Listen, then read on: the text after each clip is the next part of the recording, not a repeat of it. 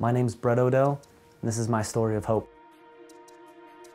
So almost 8 years ago, I developed what has now become a major drug addiction. It started off right out of college, hanging out with friends and doing the things that a lot of college people do, on the weekends and even during the week. It started out just as fun and, to be with friends and to go out and have a good time. And it quickly became something to hide and mask my own guilt and remorse for living the way I was and making decisions the way that I was making them. It started out with just your drinking, and the marijuana was something that was around pretty much all the time back then. The marijuana it didn't cut it for me anymore, and the marijuana led to so many other things. It led to cocaine and ecstasy and amongst other things, and it snowballed out of control really quick. It was rough. I made bad decisions because of the drugs, because of the alcohol, and then those bad decisions came more and more frequently all the time, and I used drugs to cover up those bad decisions. It was like a vicious cycle that I couldn't stop. It finally came to a point where I was doing drugs 4, 5, 6 times a week, spending $400 or $500 a week on drugs, and I was staying out all hours of the night, hanging out with all the wrong kinds of people. It started to affect everything. My parents had kind of turned away for a while because I was a liar. I lied to them about everything. Everything I did was for drugs and to get drugs and to be with people who did drugs. And it was sad, and this whole time I knew I was doing the wrong thing. I knew I was making bad decisions.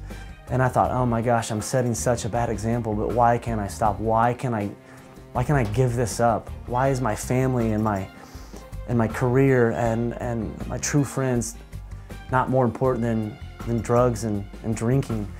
And still, even knowing that, I still chose to do it. I couldn't put it down. I couldn't get rid of it. So I got to a point where it was really starting to affect my marriage. For years I hid it. I hid it from my parents and from certain friends and certain people, and mainly from my wife. And I got to a point where I didn't hide anymore. I didn't care. I just would show up at home at 5 o'clock in the morning or 10 o'clock in the morning the next day. Finally, my wife she got up and left me one day. It wasn't until then that I hit rock bottom, and I felt like for the first time that I was gonna lose everything. And in my own mind I had. She was gone, my kids were gone, my parents didn't talk to me, I lost all my friends. I lost everything, and I stopped doing drugs the weekend after Easter. That was the last time, and I'm almost a year clean now. And I'm proud to say that because of the decision I made to follow God and to trust in Him, and because of all the people, all the good people that God put in my life, and it was orchestrated just so perfectly that with all that, I'm a year clean.